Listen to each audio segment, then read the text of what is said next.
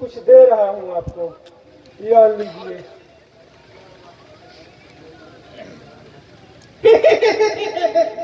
माला की नहीं बोला भाई, बोलने में बड़ा देर करते हो। अभी नहीं मिलेगा क्या सेठ जी? क्यों नहीं मिलेगा? बैठो। तो जल्दी कीजिए सेठ जी।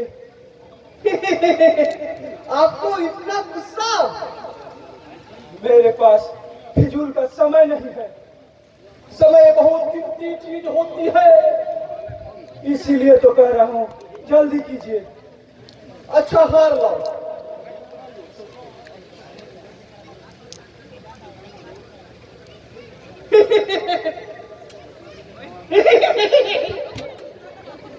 इतना अच्छा हार, ये तो मेरे सुराहीदार गले में बहुत ही अच्छा लगेगा। पहले मेरा काम कर दीजिए सेठ जी, फिर रहा आपका हाथ और आपकी सुराहीदार गर्दन। एक बात तो कहना मैं भूल ही गया। ब्याज जो है 6 रुपये सैकड़ा लगेगा। जो भी लेना होगा सेठ जी, आप शौक से ले लीजिएगा। वाह, इतना अच्छा हाथ। आज तो रूपा बाई हम पर नछावर हो जाएगी।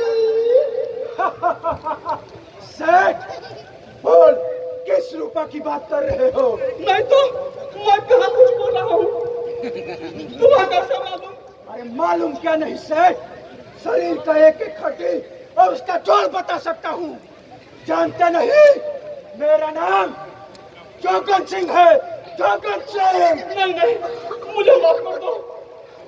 सेठ, तुमने हजारों का सुख चैन छीना है, अस्थियों पंजराओं को तड़पा कर मारा है। क्या इसका हिसाब नहीं होगा? होगा, जरूर होगा। साथियों, कहाँ मर गए सबके सब? काट कर लो इसे। मुझे छोड़ दो। सारे हीरे जवाहरात लूट लो। नहीं, मेरे गाने मत ले जाओ, मेरे गाने मत ले जाओ।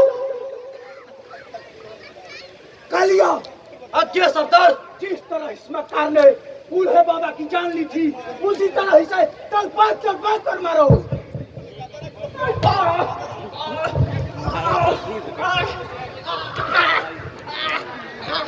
अरे कालिया, आज्ञा सरदार। हमें पुलिस को भी सबक देना है, इसलिए जब इसका दम घुटने लगे तब इसे छोड़ देना, ताकि उन्हें भी हमारी मौत की कदर मालूम हो जाए। ठीक है सरदार। साथियों, माल लेकर सरदार के पीछे जाओ। नहीं, मैं दीदी को तुझा रहा हूँ। चुप रह सेठ, वरना एक ही गोली में तेरी लबलबाती जुबान बंद हो जाएगी। खबरदार, यहाँ से एक भी जाना नहीं ले जा सकते। और भैया, उठ, पहाड़ के नीचे। चुपचाप सारे सामान वापस करो और बेइज्जत यहाँ से चले जाओ। क्यों अंगारों में पर डाल रहे हो? अंगारों को शीतल करने के लिए। बस, अकेले में क्या होगा तुमसे? 2-4 को अपने साथ ले आते। अकेले तुम लोगों के लिए काफी हूँ। साथियों, देखते क्या हो।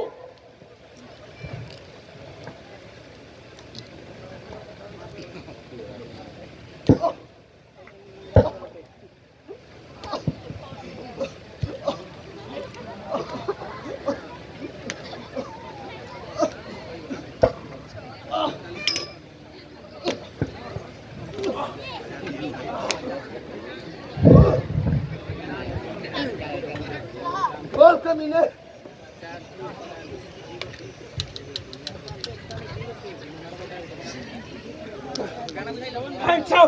ज्यादा बड़ा बनने की कोशिश की तो पंख काट लूंगा। साथियों, कहाँ मर गए सबके सब? कैप्चर करो इसे। और तुम सेठ यहाँ इस कोने में रुके। मुझे माफ कर दो, मैंने तो क्या बिगाड़ा है? सेठ, तूने मुझसे किस जंग का बदला लिया? मतलब मैंने तुम्हारा क्या बिगाड़ा था सेठ? यही कि तुमसे नौकरी मांगी थी। कोई गुनाह तो नहीं किया था? बोल सेठ, बोलते क्यों नहीं? मुझे माफ कर दो, मुझे माफ कर दो। आज तुम्हारा फरियाद कोई नहीं सुनेगा सेठ। एक दिन तुम मेरा नहीं सुना था, आज तुम्हें मारकर ही तो लूंगा, मारकर ही तो लूंगा सेठ। ऐसे नरपिशाच की हत्या अवश्य होनी चाहिए। साथियों, इसे ले चलो।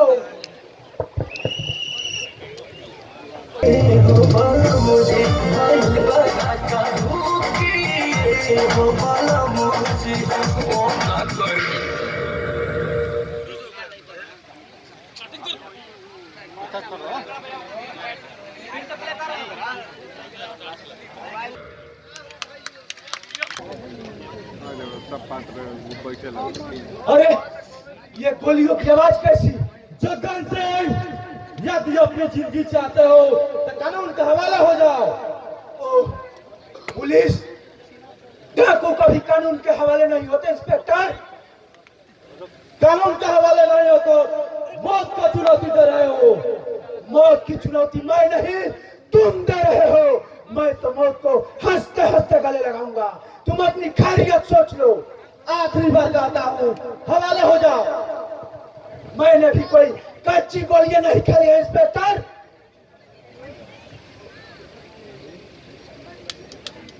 ओह, लगता है मेरी कारतूस खत्म हो गई।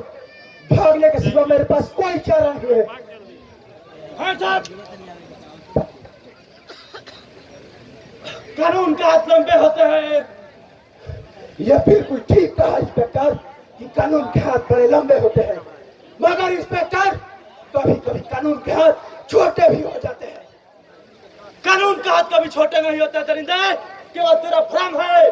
कानून की लड़ाई भयंकर होती है। आज के बाद तुम्हारे हाथों में हथकड़ियां, पैरों में पिड़िया चकड़ी रहेगी। तुम्हारे हाथ जितने हजारों गुनाह किए होंगे वो निकम्मे हो जाएंगे। तुम लोहे का जंजीरों में जीवन भर सड़ते रहोगे। अभी तक वो जेल नहीं बनी इंस्पेक्टर जो मुझे उम्र भर कैद कर सके, और ना ही वो जंजीर बनी जो मुझे उम्र भर जकड़ी रहे। इंस्पेक्टर, कानून तुम्हारा दलील नहीं सुनना चाहता है। यदि कानून मेरा दलील नहीं सुनना चाहता तो बताइए आप किस अपराध में मुझे कैद कर रहे हैं? तुम्हारे हाथ खून से रंगे हैं।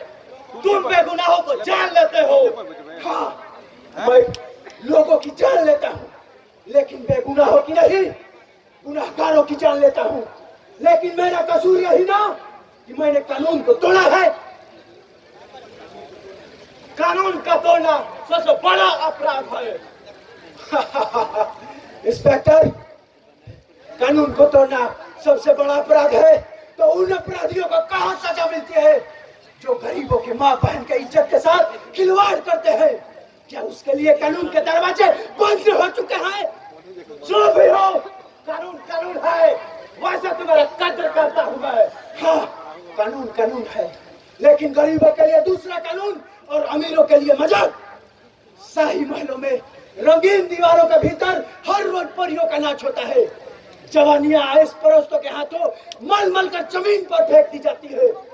जगन सिंह, इतना ही नहीं इंस्पेक्टर, हवा में उड़ने वाली अप्सराएं सी मोटर और ऐसा उस पर फैशन परस्त अश्वार जो पैदल चलते यात्रियों को बेरहमी से कुचलते हुए भाग जाते हैं, क्या उसके लिए कानून के दरवाजे बंद हो चुके हैं?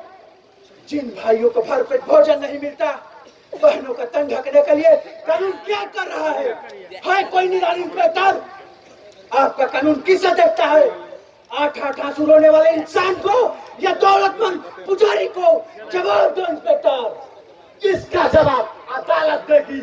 मैं तो अपना फर्ज पर अडिग हूँ, इसलिए अब यही अच्छा होगा कि समझे इंस्पेक्टर, आप मुझे कैद करना चाहते हैं, यही ना? ठीक है, चलिए मैं तैयार हूँ। जगन सिंह, मैं विश्वास दिलाता हूँ कानून तुम्हारे साथ हमदर्दी बरतेगी। चलिए इंस्पेक्टर, मैं तो जेल जा रहा हूँ और हंसते हंसते फांसी को गले लगाऊंगा, लेकिन मेरे साथी आजाद है। इतना तो मालूम होगा इंस्पेक्टर कि सिंह पर सियार भी छिप कर वार करता है। कहीं ऐसा न हो कि इसके लिए कानून हमेशा तैयार रहता है। चलिए इंस्पेक्टर, वो देखो इंस्पेक्टर, मेरे साथी आ रहे हैं। कालिया, मैं यहाँ हूँ इंस्पेक्टर के पंजे में, तुम लोग आ जाओ।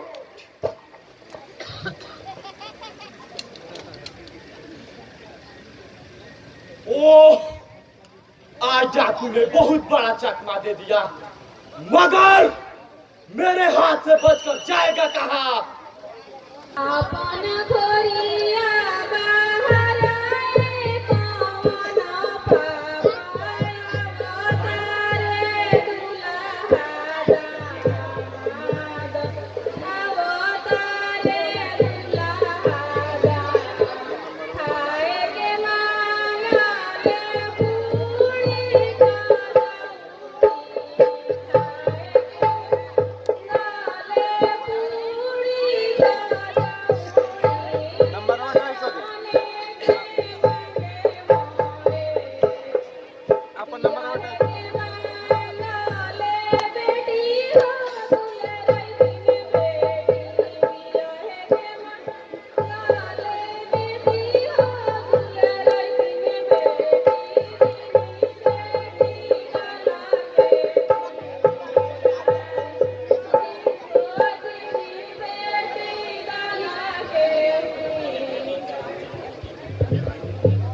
नमको जय गदंत कपिलो गजकर्णः लंबोदरः विकटो विघ्ननाथो विनायकः धूम्रकेतु गणाध्यक्षो भालचंद्रो गजाननः गजाननः। कौन हो तुम? किस लिए आए हो? मैंने तो बहुत कुछ आया हूँ, खासकर सोने चांदी जवाहरात, लेकिन तुम्हारी संपत्ति और पुत्री दूल्हा के 2 पलड़ों पर झूल रहे हैं। तुमने सुना होगा डाकू बेशकीमती चीजों पर कब्जा करता है। तुम देख रहे हो हम डाकू है, डाकू। ये प्यारी चीज चाहिए, भले ही दुनिया की नजरों में ना चीज हो। ये सुन लो, आज तुम्हारे यहाँ सिर्फ तुम्हारी लाडली बेटी के लिए आए हैं। क्या? जो साहब शैतान कहीं के चुपचाप यहीं बैठे रहो। अगर स्वर मचाने की कोशिश की तो टटवा दबा दूंगा। हरामजादे, जुबान बंद कर। नहीं नहीं, चलो बाहर। नहीं, गोली तैयार है। आदमनिक, मैं तुम्हें गोली मार दूंगा। बुढ़े, चिल्ला चिल्ली मत कर। नहीं, छोड़ दो इसे। जवानी और उस पर इतनी खूबसूरती, भला इसको कोई छोड़ सकता है? छोड़ दो, छोड़ दो। चलो सेरा, तुम लोग अपने हाथों में चूड़ियां पहन लो, चुल्लू भर पानी में डूब मरो। इतने आदमियों के बीच से लुटेरों ने मेरी बेटी को उठा लिया, तुम लोग सब के सब देखते रहे। लानत है तुम जैसे लोगों पर। लानत तो तुम पर है जज साहब, जो बंदूक की नोक पर अपनी लाडली बेटी को लुट के दिया। कौन हो तुम? किस लिए आए हो? यह मेरे सवालों का जवाब नहीं। आज मुझे यकीन हो गया कि एक न्याय जज भी अपने संतान को झूठा प्यार देते हैं, जिसकी कोई कीमत नहीं। कोई नहीं जज साहब। आखिर मैं क्या करता? चुल्लू भर पानी में डूब मरते। लानत है आप जैसे पिता पर। अगर वह मेरी बहन होती। अफसोस, मेरी बहन मुझसे बिछड़ गई। क्या कहा? तेरी बहन तुझसे बिछड़ गई? नहीं नहीं, मेरी कोई बहन नहीं, और मुझे भी अपनी बेटी नहीं। क्या तुलसी आपकी बेटी नहीं? तो फिर वह कौन है? बताइए, बताइए जज साहब। अभागन माँ की बेटी थी। मतलब? हाँ, एक अभागन माँ की बेटी। इसकी दर्द भरी दास्तान है, जिसे सुनने पर हृदय के तारों को झंझना डालती है। जज साहब, मैं सुनना चाहता हूँ। प्लीज जज साहब, सुनाइए। Very good. एक बार मैं अपने पत्नी के साथ सोनपुर मेला गया था। उस समय तक मेरा एक भी संतान नहीं था, लेकिन मेरी जवानी ढल गई थी और बुढ़ापा दरवाजे पर दस्तक दे रहा था। कई दिनों बाद हम वापस आ रहे थे, तो रास्ते में बच्चे की रोने की आवाज सुनाई पड़ी। मेरा दिल मचल उठा। My God! भगवान की लीला देखो, मेरे कदम रुदन की आवाज पर चल पड़े। 100 कदम चलने के बाद मेरे पत्नी का निगाह एक बच्ची पर पड़ी। वह खुशी से पागल हो गई और आपने उसे गोद ले लिया? मैंने नहीं, मेरे पत्नी ने गोद ले लिया।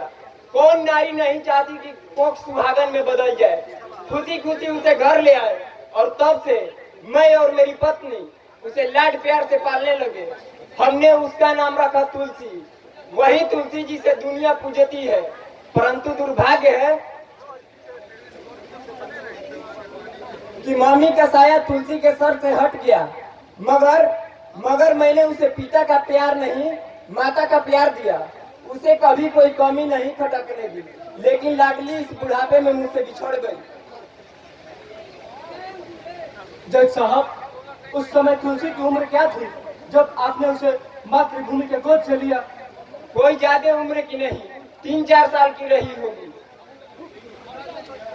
सोनपुर के मेले में 3-4 साल की उम्र में? कहीं नहीं, ऐसा नहीं हो सकता। मगर बेटा कहाँ चले छोड़कर? बरसों के जख्मी दिलों पर पट्टी करने। सुनो, ठहरो, मुझे भी चलना जरूरी है। मुझे मेरे हाल पर मत छोड़ो पंकज।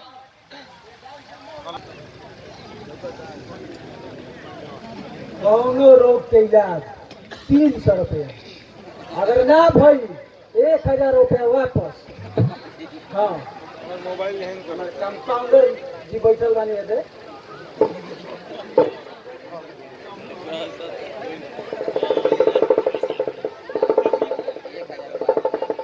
डॉक्टर साहेब, हाँ जी बोले। सुननी है कि 300 रुपया में इलाज करता है। हाँ, एकदम सही सुनी है। ना इलाज तो 1000 वापस। एकदम वापस। तो हमारे एगो रोग हो गई।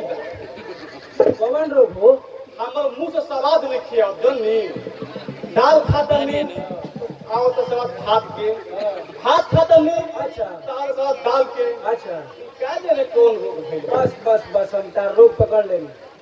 एक इलाज हमारा भी पड़ूगे। बा हाँ। जल्दी दी। कंपाउंडर तनी शीशिया में तनी एक ठेपी दवाई लो तो लो, ठीक हो जाए। एकदम ठीक हो पी। काहे जी? दवाई हो गए। हाँ, वो तो पेट्रोल है तो। पियत स्वाद वापस आ गई। तारे मर दे चिन्हाई लगल का कितना पिए नहीं। पेट्रोल हो गए। जल्दी चीज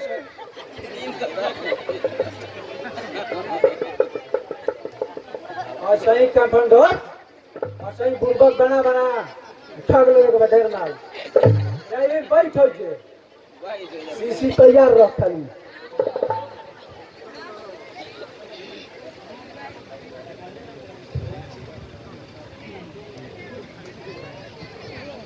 डॉक्टर साहेब, हाँ, का बात बा? ये गौरी लोग हो गई। तार 2 दिन पर रोग बढ़ले रहत हुए। कौन रोग भइल बता रहा? अब के हमारे आदासी कम हो गई। काल के बाद हमारे याद नहीं, कल काल हो रहे।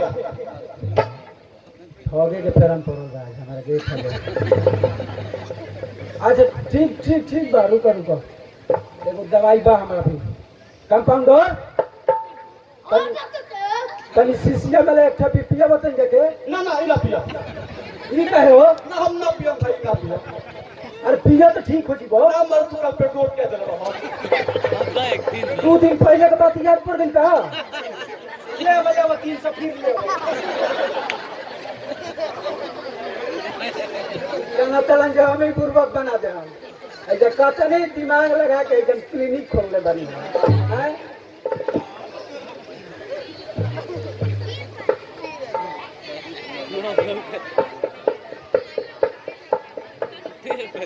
डॉक्टर साहेब, क्या बात बाजी?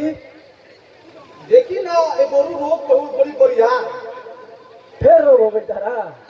हमारा कोनो चीज लोगते नहीं है। लोगते नहीं के है के बात के ना।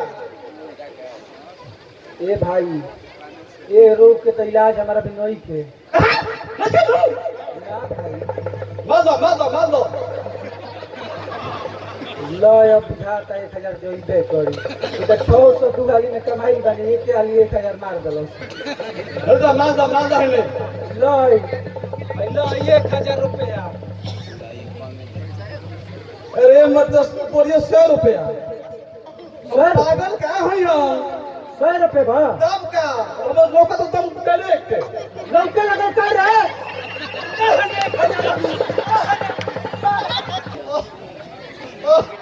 नहीं नहीं नहीं नहीं नहीं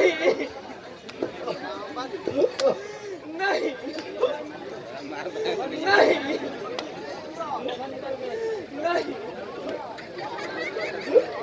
नहीं बहुत हमदर्दी है मेरी जान में वतन के गद्दार इज्जत के दरिंदे थू सेरा इसके बदन का लाल लाल खून अपने हाथों में चूम रहा हो हम इसके खून के प्यासे हैं ठीक है कालिया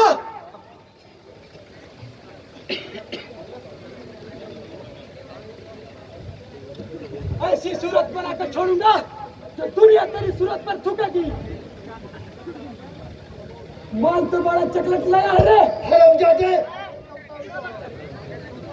ज्यादा चिल्लाया तो चाकू तुम्हारे गले के हाथ पर हो जाएगी क्या रे कुछ बोल इंतजार कर लो फिर दगन में नाच के आगे बोल कोई ख्वाहिश है या भाग तू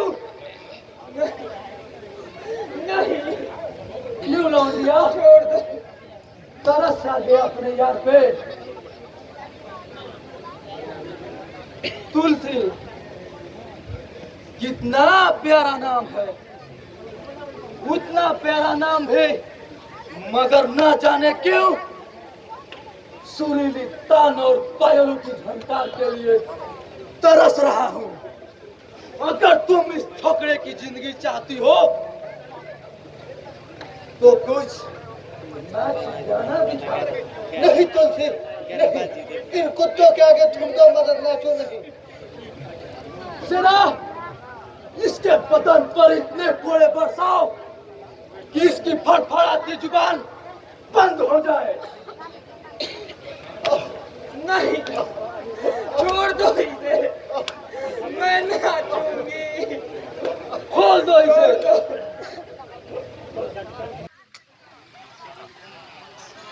क्या ये लड़की तुम्हारी बहन हो सकती है मेरी बहन हो सकती है तमाम भारतीयों की बहन हो सकती है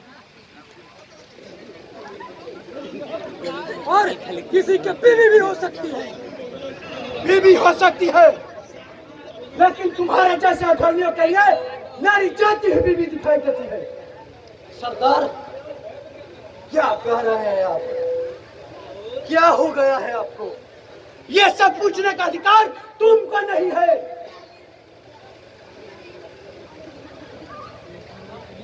माल कोई खोटा नहीं बिल्कुल चोखा है चोखा कालिया मेरी नजरों से दूर चले जाओ वरना वरना क्या करोगे मेरा मैं आखिरी बार कहता हूँ कालिया तुम मेरे यहाँ से चले जाओ चला जाऊंगा सरदार चला जाऊंगा लेकिन इस छोकरी के बगैर नहीं बस करो कालिया अब तुम मेरे गोली का शिकार हो गए यह मत भूलो कि मैं तुम्हें भी छोड़ दूंगा सेना तुम मेरी शक्ति से वाकिफ होकर मुझसे लोहा लेना चाहते हो हम भी उतने कच्चे नहीं रह सरदार मौत का खौफ किसे है सरदार आज मेरी बारी तो कल तुम्हारी बारी यदि मैं चाहूं तो इसी क्षण अभी तक तुम इतने ताकतवर नहीं जो मुझसे टक्कर लोगे तुम्हारी मौत मेरे इशारों पर है लेकिन मैं ऐसा नहीं करूंगा सरदार मुझे क्षमा कर दे मैं नशे में था सरदार ठीक है जाओ यहाँ से और इस चूहा को दूसरी गुफा में ले जाओ जूती मेरे साथ रहेगी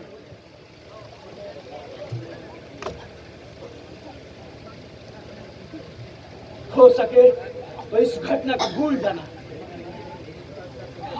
इज्जत से खिलवाड़ करने वाले डाकू इस घटना को भूल जाऊंगी। तुम जैसे पापियों को तो नर्क भी नसीब नहीं होती। नहीं नहीं, मैं पापी नहीं हूँ, मैं डाकू हूँ, डाकू। दूसरों की जान लेना जानते हो, परायों की संपत्ति लूटने की आदी हो, किसी का घर बेघर बनाना जानते हो। मैं संपत्ति लूटने का आदी हूँ, लेकिन इज्जत का नहीं। हाँ, मैं मजबूर हूँ। मजबूर अवश्य हो, लेकिन निकम्मे हो। सारी बातें मेरे लिए अपवाद है लड़की। अच्छा, तो तुमने यह पेशा क्यों अपनाया? जानना चाहती हो? क्यों नहीं? तो सुनो। जब मैं एक छोटा सा बालक था, तभी मेरी माँ मुझको छोड़कर चली गई। पिताजी पहले ही स्वर्ग चले गए थे। मुझसे एक बड़ी बहन थी जो दूसरे का कपड़ा सी कर गुजर करती थी। उससे जो रूखा सूखा मिलता वही खाकर हम लोग रह जाते थे। इतना ही नहीं, एक दिन की बात है, दीदी एक सेठ के यहाँ जूठे बर्तन साफ करने गई थी, लेकिन उस सेठ ने मेरी दीदी को कहीं का ना छोड़ा। हे भगवान! सेठ और मुनीब मेरी बहन को एक कमरे में ले गया और उस कमरे का दरवाजा अंदर से बंद कर दिया। यह आप क्या कह रहे हैं? तब वहां तक मुझे याद है कि सेठ ने मेरी बहन की इज्जत के साथ खेलना चाहा था, पर सीता, सावित्री और मीरा की जिसने लाज रखी थी, उसी के कृपा से मेरी दीदी की इज्जत बच गई। फिर वो मुझे निशाना लगाने लगा। उसने मुझे मार देने की धमकी दी। हे भगवान! ईश्वर की अनुकंपा थी। वो इज्जत गंवाने से पूर्व मेरी बहन के हाथों में पिस्तौल आ गई और फिर उसने मुनीब को गोली दाग दी। वो फिर आपकी बहन थी? हाँ, सेठ के चंगुल से निकलने के बाद कहीं भी दीदी की शक्ल सामने नहीं आई। फिर मैं एक डाकू बन गया, एक खूंखार डाकू, जोगन सिंह, जिसका नाम सुनते ही सारा इलाका थर्रा उठता है। लेकिन आपकी बहन का कोई पता? जो इस दुनिया से चल बसी, उसका पता लगाना मानव की बस की बात नहीं है, परमात्मा की बस की बात है। हे भगवान!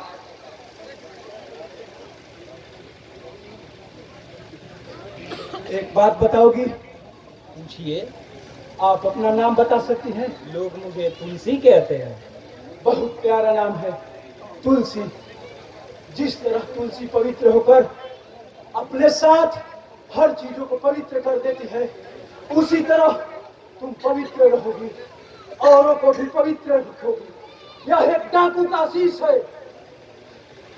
क्या एक डाकू भिक्षु की बहन बनना पसंद करोगी? अवश्य। मुझे भाई का अधिकार चाहिए। क्या?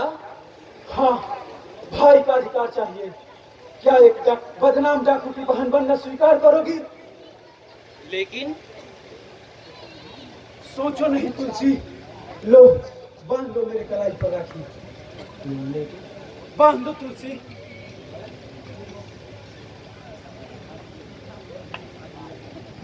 आज मेरा जीवन धन्य हुआ, जो एक अनाथ को अपना भाई बनाकर सम्मानित किया। आज मैं एक भाई होने की हैसियत से तुम्हें वचन देता हूँ, आज के बाद किसी ने तुम्हारे साथ बुरा व्यवहार किया या बुरी निगाहों से पेश आया तो मैं उसकी आंखें निकालूंगा। भैया! हाँ बहन, चलो आज की खुशी में हम एक जश्न मनाएंगे।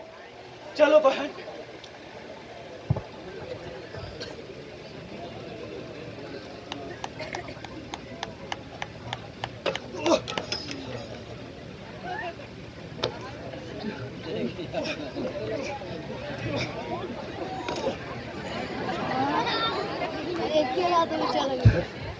आगे साला। यार, तुमने तो कमाल कर दिया। अकेले ही सबको मार भगाया। तुम्हारी बहादुरी पर दाद देता हूँ। अरे, कम से कम मुझसे हाथ तो मिलाओ। शाबाश यार, तुमने मेरा कहना मान लिया, वाकई आदमी हो। जय हिंद सर। जय हिंद। अरे ये क्या? बहुत जल्द पता चल जाएगा। चलो मेरे साथ चलो। लेकिन कहाँ? Police station. Police station? जानकर भी अनजान मत बनो। अपना खैरियत चाहते हो तो चुपचाप हमारे साथ चलो। मुझे यहाँ क्यों लाया गया?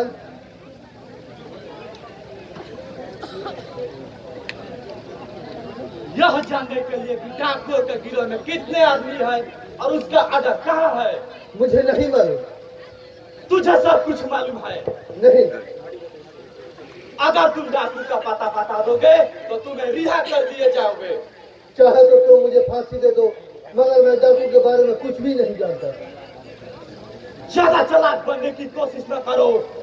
सच्चाई को होशियार कर बदनाम न करें।